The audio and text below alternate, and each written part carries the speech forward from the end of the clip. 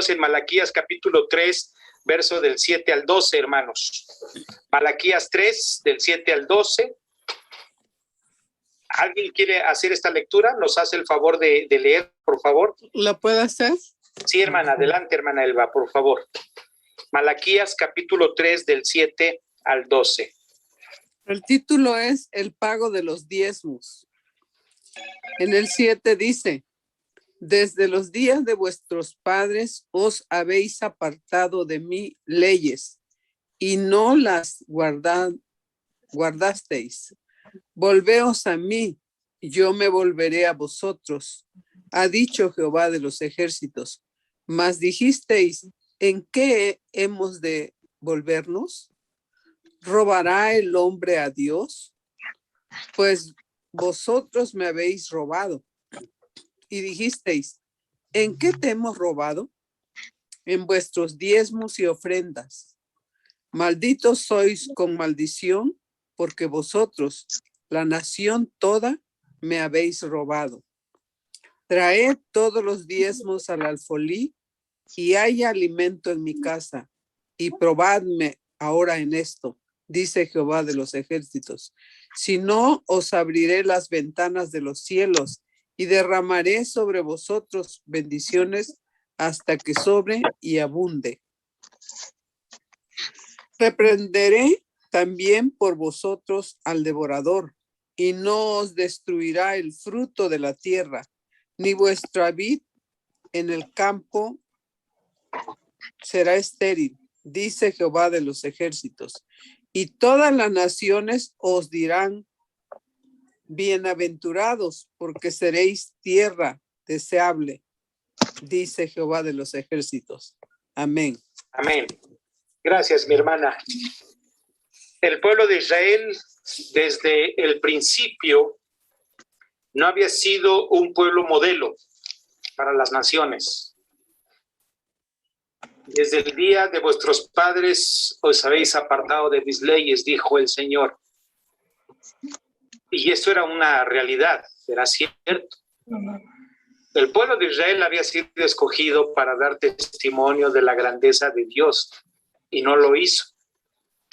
Es probable que al decir el pueblo en sus respuestas: ¿en qué te hemos ofendido? ¿En qué te hemos fallado?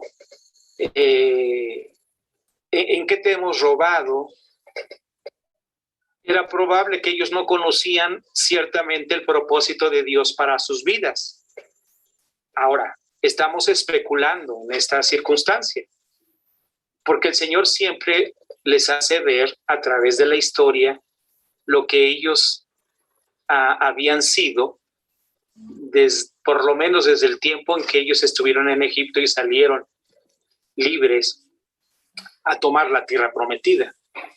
Si ustedes se dan cuenta, el Señor siempre les recuerda a sus padres las promesas, la historia, para que en el tiempo presente en el que Dios estaba manifestando, ellos tomaran en cuenta la presencia de Dios. Al parecer, la nación de Israel tenía muy poca memoria, porque actuando de la manera en que lo hacían, no le daban importancia a la presencia de Dios a través de los profetas y en este caso de Malaquías. La importancia de recordar la promesa era necesaria para ellos. El Señor les dice: vuélvanse a mí, volveos a mí, y yo me volveré a vosotros. Vuélvanse a mis decretos, vuélvanse a mis leyes. Yo estaré de su parte. Si el Señor dice eso, ¿por qué el hombre no lo hace? ¿Por qué muchos, aún en nuestros tiempos, no lo hacen? Se han apartado. Por una u otra razón lo han hecho. Pero ¿tendrán ellos la razón? ¿Tendrán ellos, los que se han apartado del Evangelio, los argumentos necesarios como para apartarse del Evangelio? Yo siempre he sido de la idea que cuando alguien, y hablando en términos generales, se aparta de la iglesia, vamos a llamarle así, de cualquier iglesia evangélica, siempre la recomendación ha sido: no te apartes de Dios, no te apartes del evangelio. Congrégate donde estés o busca. ¿Por qué, hermanos? Porque una persona que se aparta, que se olvida de Dios, que no toma en cuenta su historia, que no toma en cuenta lo que Dios ha hecho en su vida, es un blanco perfecto para el enemigo, para Satanás. Sí. Sí. Yo me he enterado muchas veces de hombres y mujeres a lo largo del ministerio que pues estando, y a veces es asombrarse, estando en la obra de Dios, bajo la gracia de Cristo, algunos hasta apostataron y a veces hasta andan, ya son adoradores de la muerte y así. Dice uno, ¿qué pasó? ¿Qué pasó con su fe? Esto le pasó al pueblo de Israel. Y la pregunta que ellos hacían cuando el Señor les increpaba: ¿en qué hemos de volvernos? Cuando Él dice, vuélvanse a mí, ellos responden, ¿en qué hemos de volvernos? Si lo tienen ahí a la mano, ahí, ¿sí? En el verso 7, esa pregunta es una pregunta-respuesta. ¿En qué nos hemos de volver? El pueblo era un pueblo que ya le estaba cayendo mal al Señor, valga el término que estoy usando, ya. Quizá ya los tenía hasta la coronilla. Cuando yo empezaba mi ministerio, hermanos, hace 34 años, yo era estudiante en el seminario, recuerdo que fui a pastorear una misión. Yo era misionero, y era una misión allá en la colonia Hidalgo Tlalpan, atrás de Six Flags, lo he comentado. Y el pastor titular de la iglesia madre que sostenía esta misión, en una plática que tuve con él, me dijo, hermano David, a ver qué haces con esta misión, pero ya los tengo hasta la coronilla. Así me dijo. Así me dijo. Ya los tengo hasta acá, porque ya hasta le decimos en la iglesia que es una misión imposible. ¿Verdad? Pues yo era chamaco y todo eso, joven, y le dije, pues vamos a hacer lo posible, ¿no? Y ciertamente ya tenía su historia. Había estado Gilberto Gutiérrez como misionero, ahora que es pastor de Oreb. Y en fin, otro, Pablo Vitaliano, que está en Honduras, que es sembrador de iglesias, misionero. Él había estado ahí en esa misión. Entonces ya tenía sus años. A mí me tocó seguir trabajando en esa misión, cambiarnos de lugar y organizar la iglesia y comprar el terreno en esos tiempos. Pero se me viene a la mente porque el pastor así me dijo, ya la tengo hasta la coronilla. Entonces, a ver, Señor, con este pueblo que ya estaba fastidiando a Dios con tantas circunstancias difíciles, y por eso el Señor más abajo los desafía a que confíen en Él una vez más. Este es amor de Dios, es fidelidad de Dios. ¿Recuerdan cuando el Señor quiso destruir al pueblo y que Moisés se interpone entre ellos? Porque ya el Señor decía, miren, ¿desde qué tiempo? Ya vamos a hacer otra nación nueva. Y Moisés le dice, no, Señor, danos oportunidad. Así es de que el Señor continúa hablando y le dice al pueblo, ¿robará el hombre a Dios? Le hace otra pregunta al Señor. ¿Robará el hombre a Dios? Y ahora sí que entra otro tema el Señor sobre los bienes del pueblo y sobre lo que el pueblo tenía que hacer para sostener a esta nación. Era una pregunta muy directa y hay una respuesta también. ¿En qué te hemos robado? ¿En qué te hemos robado? Verso 8, ¿ya lo vieron, hermanos? ¿Robará el hombre a Dios? Pues vosotros me habéis robado y dijisteis, ¿en qué hemos robado? ¿En qué hemos robado? En vuestros diezmos y ofrendas, dice ahí. Recordemos, hermanos, que había 2 diezmos obligatorios para el pueblo de Israel. Era un diezmo anual para el sostén de los levitas, Levítico capítulo 27 y números 18, ahí menciona esta parte, y había otro diezmo que era llevado a Jerusalén para las fiestas de Jehová, Deuteronomio 14. Entonces, había estos 2 diezmos obligatorios, hermanos. El diezmo era obligatorio para el pueblo de Israel. Sí, porque esa era la condición. Es decir, eran los impuestos, era una nación que le pertenecía al Señor, y aun cuando no había impuestos como tal, tenían ellos que ir voluntariamente a poder dejar sus diezmos y ofrendas. Entonces, cada tercer año, el segundo diezmo era retenido en casa y se usaba para los pobres. Deuteronomio 14:28, cada 3 años. Entonces la gente lo retenía y tenían que bendecir a los pobres de su área. Esto era interesante. Para eso servían los diezmos y las ofrendas. ¿Por qué Dios habla aquí fuertemente y por qué les dice malditos sois con maldición, porque vosotros la nación toda me habéis robado? No va con alguien en particular, el Señor no va con los sacerdotes, no va con los gobernantes, es a toda la nación, dice, todos me han robado. Todos me han robado. Ahora, ojo, dice aquí, me habéis robado. ¿A quién le robaron? O sea, no le estaban robando a los levitas, porque había que dar el diezmo a los levitas. Le estaban robando a Dios. El Señor hace propia ese asunto y dice, me han robado. El uso que hace una persona del dinero es, en algunas ocasiones, un barómetro de su espiritualidad. Sí, de esa espiritualidad que tenemos, por ejemplo, en nuestros tiempos. ¿Qué hacemos con los recursos que Dios nos da? Alguien dijo en alguna ocasión que la tacañería del pueblo con Dios se manifiesta en el regateo de los diezmos. Por ello ellos decían, ¿en qué te hemos robado, Señor? ¿En qué te hemos robado? Entonces ellos estaban regateando. Y comenzó a ser la nación de Israel una nación tacaña. Así decía este escritor.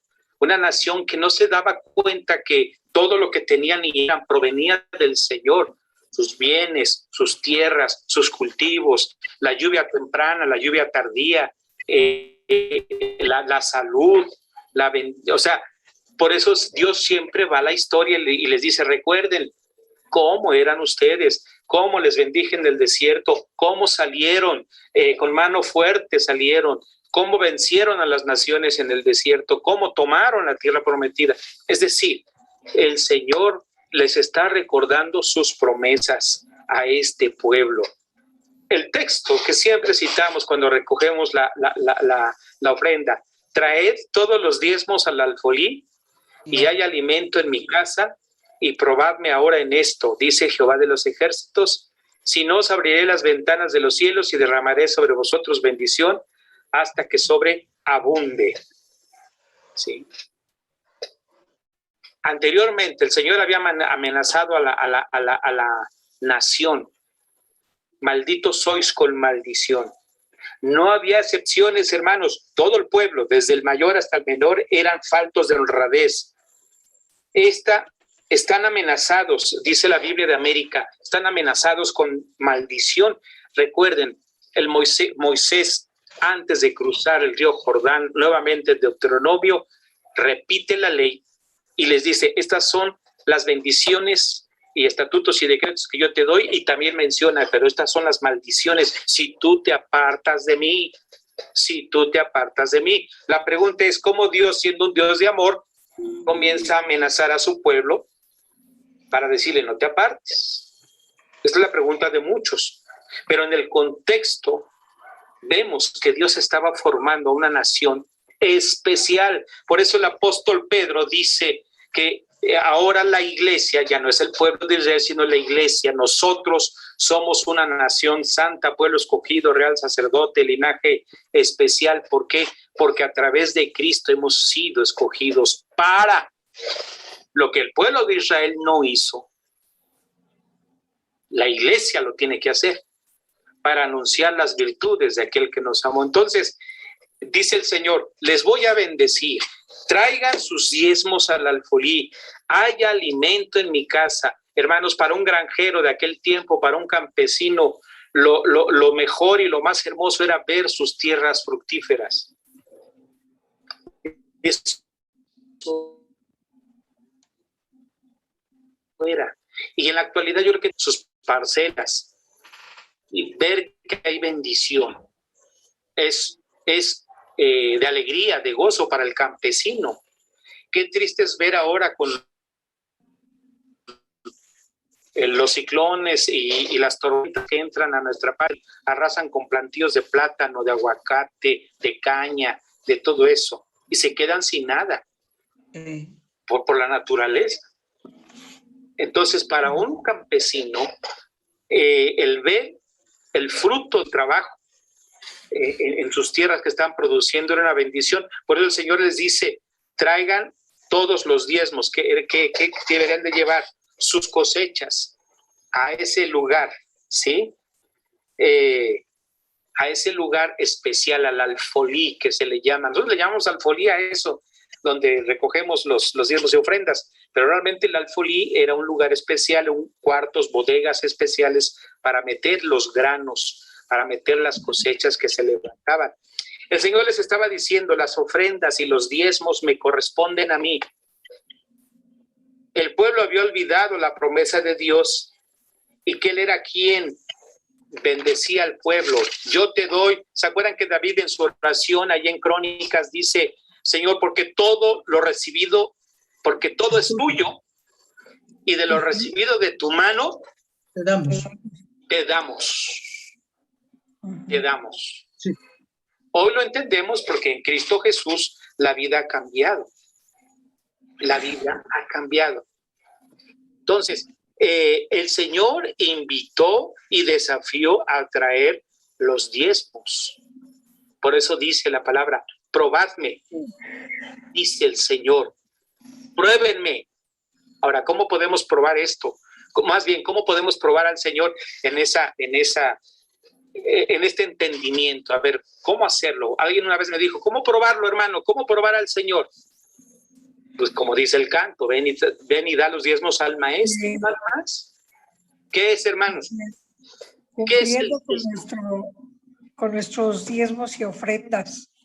Exactamente, ¿qué es el diezmo y la ofrenda? Por eso Pablo en Corintios dice, cada uno de... Como propuso en su corazón. ¿Cuándo proponemos en el corazón? Esa es la pregunta. Y miren, cuando alguien ha dicho, es que pastor, los diezmos eran para el pueblo de Israel. Cierto, fueron en la antigüedad para el pueblo de Israel. Y él nos empieza a enseñar acerca de la mayordomía de la vida cristiana. Y cuando Pablo enseña y dice, cada uno de, como propuso en su corazón, no con tristeza ni con necesidad, porque Dios ama al dador alegre. Este es un principio, el principio de dar para bendecir a quien recibe esa ofrenda, vamos a llamarle así. Entonces, cuando vemos que la ofrenda viene siendo a veces un concepto mayor que el diezmo, ¿por qué? Porque el diezmo es legal para el pueblo judío, pero nosotros ofrendamos por amor a la obra. Fíjense, eso es diferente. Ofrendamos porque amamos a Dios. Por eso Pablo dice, ¿qué propusiste en tu corazón? Porque si no amamos a Dios, entonces no ofrendamos. Así es. Si no amamos a Dios, no diezmamos. ¿Para qué? Sí. Cuando Jesucristo está dando la enseñanza de la viuda, dice, esta mujer dio todo lo que tenía, los fariseos llegaban y les daban lo último, lo que les sobraba y todo eso. Por eso es que el Señor desafía al pueblo de Israel, los desafía a ser generosos y recordar las promesas de Dios. Abriré las ventanas de los cielos. 1, 2, derramaré sobre vosotros bendición. 3, bendición que sobreabunde. La promesa de Dios a través de David: joven fui y he envejecido y no he visto justo desamparado ni su descendencia Que mendigue. de pan. Entonces vemos cómo el Señor los desafía para abrir las ventanas de los cielos. Aquí está, le dice al pueblo: regresen a mí, pruébenme y van a ver que yo les bendeciré. Dice el verso 11: reprenderé también por vosotros al devorador, y no os destruirá el fruto de la tierra, ni vuestra vida en el campo será estéril, dice Jehová de los ejércitos. Cuando esto sea así, dice el Señor, voy a reprender, los protegeré de los insectos y enfermedades. Las uvas no caerán de las vides antes de madurar, dice el Señor. Si hay algo hermoso, hermanos, en esto y fructífero en el camino, es ver buenas cosechas también en uno. No somos campesinos, pero cuando nosotros honramos al Señor a través de los diezmos y ofrendas, hay bendición de Dios para el dador alegre. Esto es de Dios. Amén. Y por eso la obra se sostiene a través de diezmos y ofrendas de fe que, como ustedes, hombres y mujeres, comparten para la gloria de Dios. Por eso el Señor les pegó en donde más le duele al ser humano. ¿Dónde le duele? Que el ser humano dé. ¿En el dinero? Claro, Dinero. claro que sí. Hermano, quiero hacer Sí, un énfasis, pero actualmente, aún así, le seguimos robando a Dios. O sea, porque hay muchos hermanos que aún así ni siquiera 10 centavos de lo que dio la viuda pobre, ni siquiera 10 centavos dan. Entonces, o damos a veces, porque vamos a hablar en general, pero en esos tiempos, pues le robaban a Dios y aún así le seguimos robando a Dios. Le claro. seguimos robando a Dios. ¿Sí? Así es, hermana. Y todo tenemos que ponernos a cuentas con Dios. Decía a un pastor, el pastor Martín Pereda, que ya está en la presencia de Dios. No sé si ustedes lo conocieron, pero él decía cuando hablaba de mayordomía: no tienes porque no das, o no das porque no tienes. Sí. No, pero sí hay mucha gente que no, o sea, que son duros de corazón, pues. O Duros. somos duros de corazón. Entonces debemos tomar en cuenta que el Señor desafía a su pueblo para confiar en él. Pastor. Confiar en él. Sí, mi hermano Gabino. Mire, dice que en Levíticos 27:30, Ajá. y el diezmo de la tierra, así de la simiente de la tierra, como el fruto de los árboles de Jehová es cosa dedicada a Jehová. Pero también dice en número 18:21, y he aquí yo he dado a los hijos de Leví todos los diezmos de Israel, porque Leví no tenía propiedad. Sí. ¿Sí? Todas las tribus le daban a la tribu de Leví para que viviera. ¿Por qué? Porque Leví se dedicaba a la cosa sacerdotal. ¿Sí? Sí. A los sacerdotes, y eran los que se encargaban del ministerio del tabernáculo de reunión. Así es. Así es. Amén. Sí, amén. Gracias. Así es. A ellos no les tocó heredad, no les tocó en tierras como tribu, entonces ellos tuvieron que recibir de todas las tribus el sostenimiento. Por eso el Señor estaba enojado, porque dice: me han robado. No han estado ahí. Ahora, hermanos, en estos tiempos no se trata de comerciar con la fe, tampoco. Hay lugares en donde venden todo. Te venden las oraciones, te venden las sanidades, te venden las aguas del mar muerto, ¿no? ¿De dónde? Del río Jordán. Oh, sí. Te venden el pañuelo ungido, quién sabe de quién.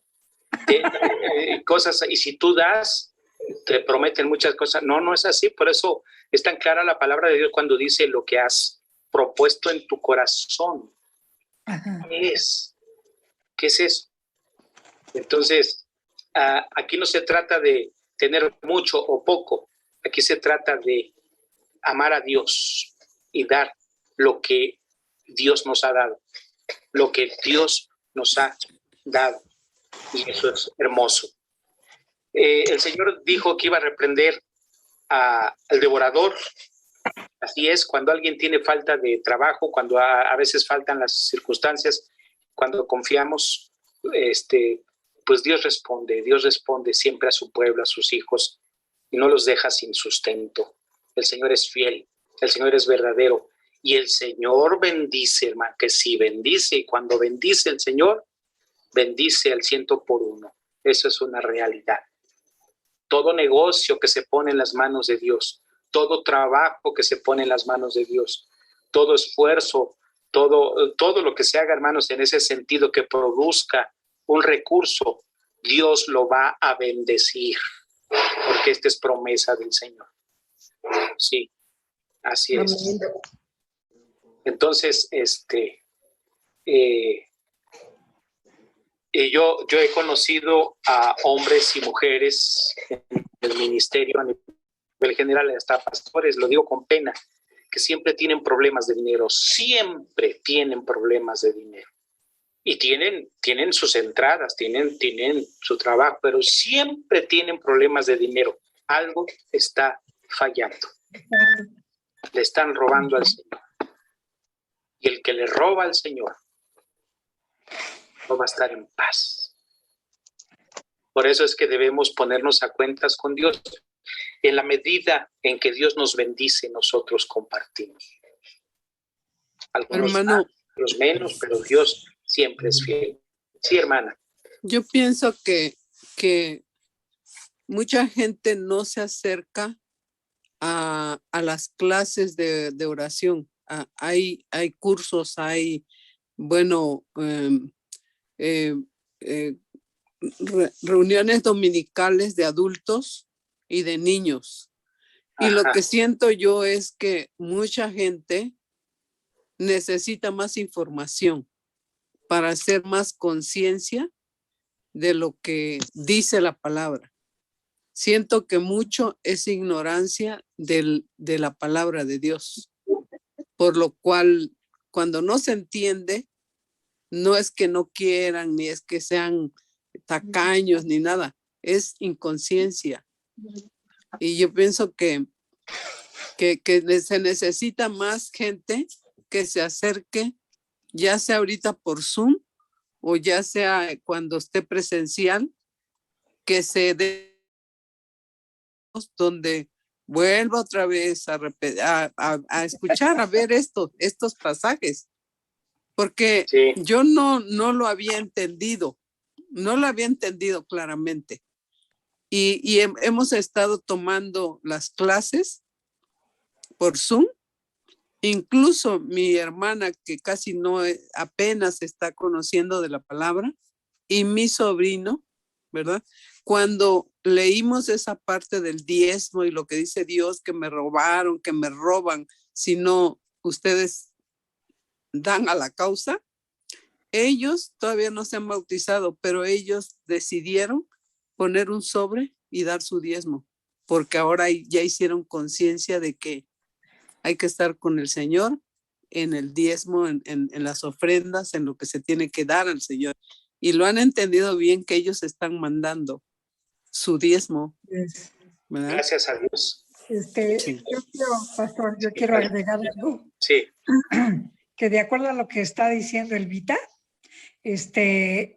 vean cómo estas personas, tus amistades, Elvita, son nuevos, y ve ese corazón abierto que tienen y que han entendido lo que dice Dios con respecto a los diezmos y las ofrendas. Uh-huh. Y sin embargo, hay hermanos viejos, pero totalmente viejos, en las iglesias, en el evangelio, y que no, aunque lo sepan, pero lo saben, pero requete bien, y sin embargo no dan un solo centavo, y resulta que no les alcanza o no quieren, por ejemplo, dar para Dios, pero qué curioso, tienen una buena pensión, tienen un buen dinero,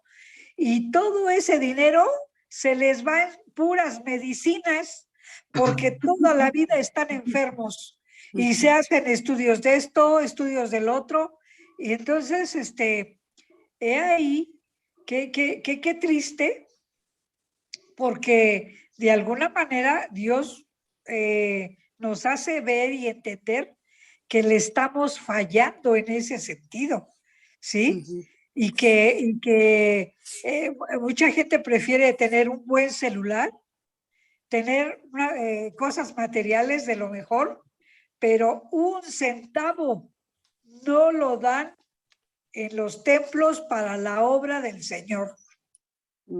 Entonces, muchas veces ya no es falta de conocimiento, es que tienen un corazón muy duro de verdad, pero duro. Pues nada más eso quería yo agregar. Hermana, ¿no? Gracias, hermanas, por participar. Y bueno, de esto se trata, de que podamos ir comprendiendo lo que significa el texto, más bienaventurado es dar que recibir, en la medida de la fe y en la medida de las bendiciones que Dios nos ha dado. Es amor al Señor. Al pueblo de Israel el Señor sí lo reprendió duramente, duramente. Y aún así, hermanos, aún así, si ustedes se dan cuenta, el pueblo judío actualmente es un pueblo bendecido por Dios, a pesar de su fidelidad. Porque Él lo sigue defendiendo. Lo sigue, el Señor sigue bendiciendo a este pueblo. Lo ama grandemente, ¿verdad? Así es. Entonces, Dios no lo deja y no va a dejar a su iglesia tampoco. Sé que siempre el Señor es fiel con nosotros. Amén. Y esperemos que nosotros también seamos fieles. Sí, hermano Gavino, y terminamos. Bueno, cuando empezamos a leer este libro, ahí dice en el capítulo 1, versículo 2, yo os he amado, dice el Señor. Ajá. Tanto amor a este pueblo de Israel, que Él lo ha amado siempre. Y por eso los llevó a la tierra prometida, no por los méritos de ellos, porque ellos no merecían esto, sino porque el Señor les había prometido a sus antepasados que los iba a llevar a una tierra donde había leche y miel. Es decir, había de todo para que ellos pudieran vivir allí. Pero además, esta es otra cosa. Leímos la vez pasada también el libro de Tito. Y Pablo le tenía tanta confianza a Tito que lo dejó allá en la isla de Creta. Dice, por esta causa te dejé en Creta para que corrigieses lo deficiente y establecieses ancianos en cada ciudad, así como yo te mando. Pablo tenía esa certeza y esa seguridad en que Tito iba a ser capaz de corregir lo que andaba mal. Y eso va en referencia, pastor, a lo que me decía hace rato, que cuando era joven, que aquellos que ya se estaban arrepintiendo y que eran imposibles de corregirlos. Y miren, es lo que decía hace rato. Y entonces Pablo tenía tanta confianza en este hombre, en Tito, ¿sí? Que lo dejó en Creta para que corrigiese lo que estaba mal. Amén. Amén. Amén. Así es, hermanos. Pues muchas gracias, hermanos, por participar. Gracias. Esto es el texto que hemos leído. Es especial en ese sentido, que ya todos conocemos acerca de los diezmos y ofrendas. Y bueno, el Señor nunca nos va a dejar, hermanos.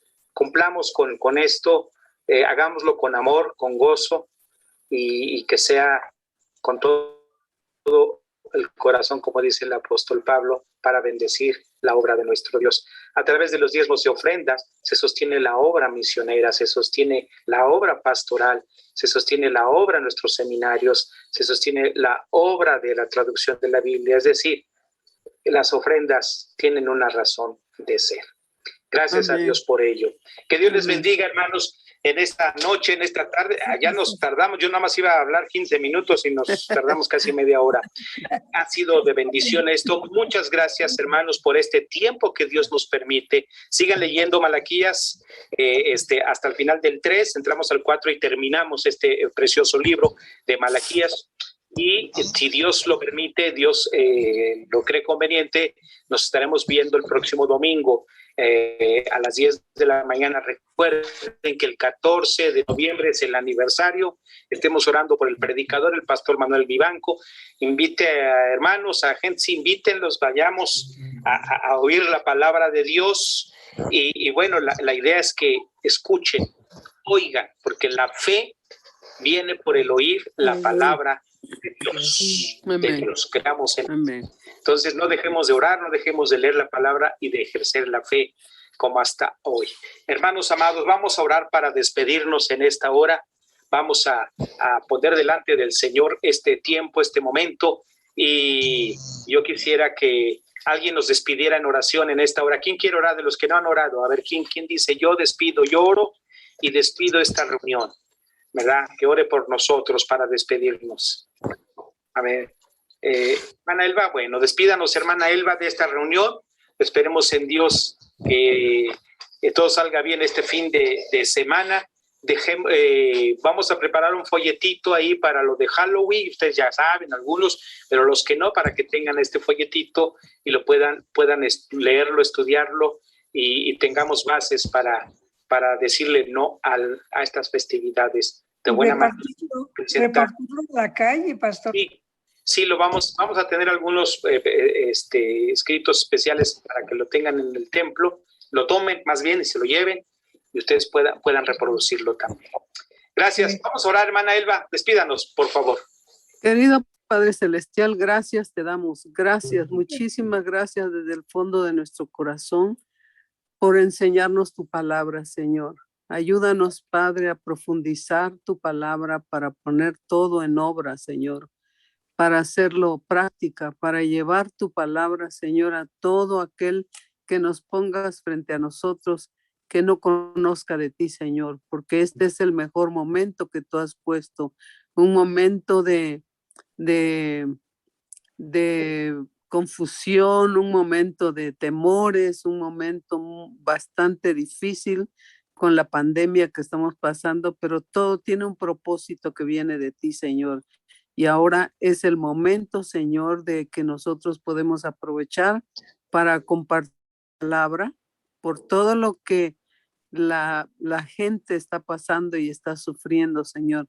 Te damos gracias por estos momentos, gracias por la vida de mis hermanos, por todos los hermanos que representan a sus hogares, a sus familias. Señor, bendícelos a todos. Bendícenos a todos y te damos gracias porque nos permitiste este momento hermoso para estar contigo. Todo esto, Padre amado, te lo agradecemos en el bendito nombre de tu Hijo amado Cristo Jesús. Amén. Amén. Bueno.